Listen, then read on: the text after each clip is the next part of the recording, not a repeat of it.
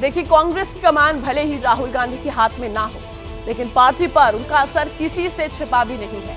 कांग्रेस की अब तक की पूरी रणनीति राहुल के इर्द गिर्द ही घूमती रही।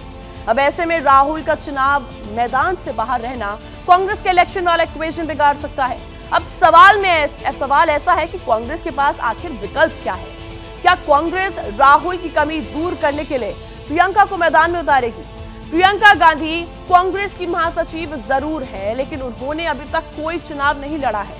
अब ऐसे में सवाल यह है कि अगर राहुल की सीट पर उपचुनाव होता है तो क्या वायनाड प्रियंका के लिए चुनावी लॉन्चिंग पैड बनने वाला है?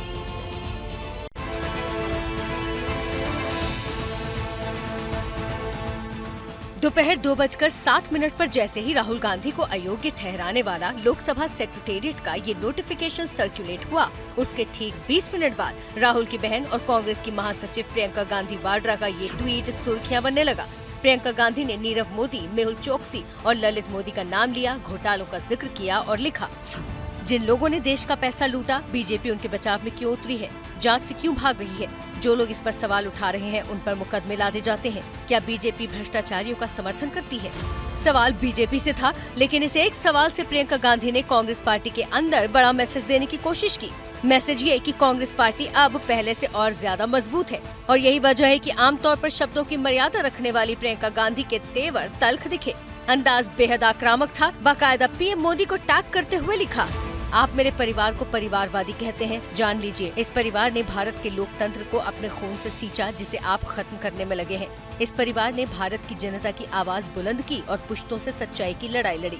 हमारी रगों में जो खून दौड़ता है उसकी एक खासियत है, आप जैसे कायर सत्ता लोभी तानाशाह के सामने कभी नहीं झुका और कभी नहीं झुकेगा। आप कुछ भी कर लीजिए।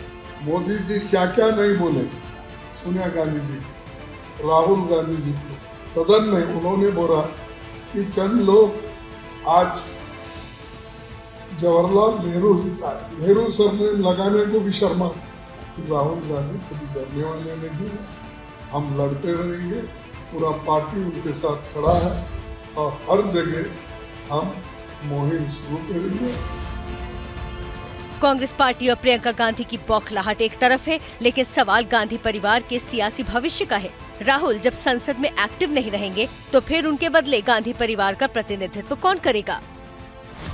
क्या अब प्रियंका गांधी लोकसभा चुनाव की तैयारी करेंगी? क्या राहुल वाली सीट पर प्रियंका गांधी उपचुनाव लड़ेंगी?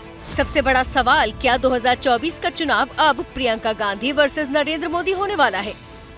जब तक इन सवालों का जवाब मिल पाता, बीजेपी ने राहुल वाले एपिसोड पर ऐसा शिगुफा छोड़ा जिससे कांग्रेस गफलत में पड़ गई। लेकिन ये सुनियोजित षड्यंत्र, सोची समझी साजिश कांग्रेस में किसने रची, राहुल जी आपको समझना पड़ेगा। क्या एक भी सही राय देने वाला कांग्रेस में नहीं बचा, मिला या जानबूझकर गलत रास्ते पे डाला गया?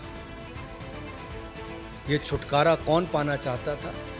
श्री राहुल गांधी, हम सब जानते हैं, ने निडरता से बार बार संसद के अंदर और संसद के बाहर अपने विचार रखे हैं।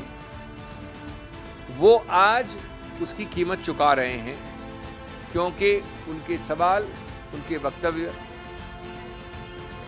अच्छे नहीं लगते उन लोगों को जिन्होंने वो गलतियां की हैं, जिसके बारे में विवरण करते हैं श्री राहुल गांधी। कांग्रेस पार्टी राहुल के डिफेंस में पूरी ताकत लगा रही है, लेकिन ये बात सही है कि अब वायनाड की सीट पर भी सियासत गर्मा चुकी है। खबर है कि अब चुनाव आयोग वायनाड सीट पर उपचुनाव कराने को लेकर विचार कर रहा है। शायद इसीलिए भी प्रियंका की एक्टिवनेस किसी बड़े मैसेज का इशारा दे रही है। हालांकि जिस वक्त प्रियंका गांधी के वायनाड से चुनाव लड़ने वाली थ्योरी को लेकर चर्चा चल ही रही थी, उसी दौरान दिल्ली में एक बड़ा पॉलिटिकल डेवलपमेंट हुआ। राहुल गांधी पर फैसला आने के फौरन बाद उनकी मां सोनिया गांधी राहुल के घर पहुंची और काफी देर तक उनसे मुलाकात की।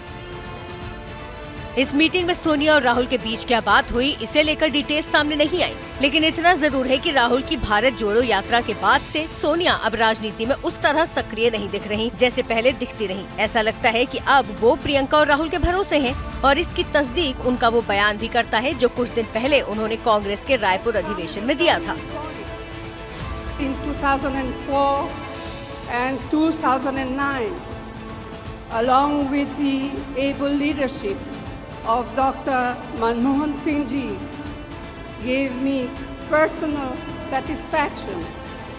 But what gratifies me most is that my innings could conclude with the Bharat Jodo Yatra.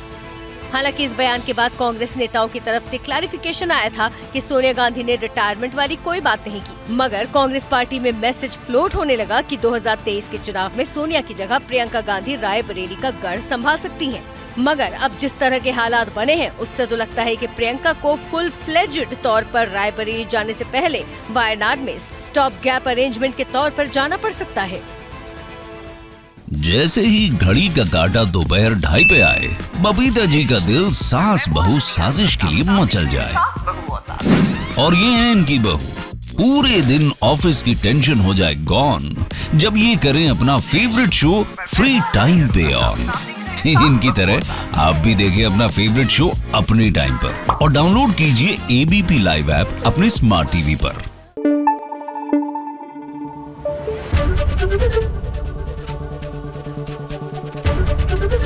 ABP news आपको रखे आगे।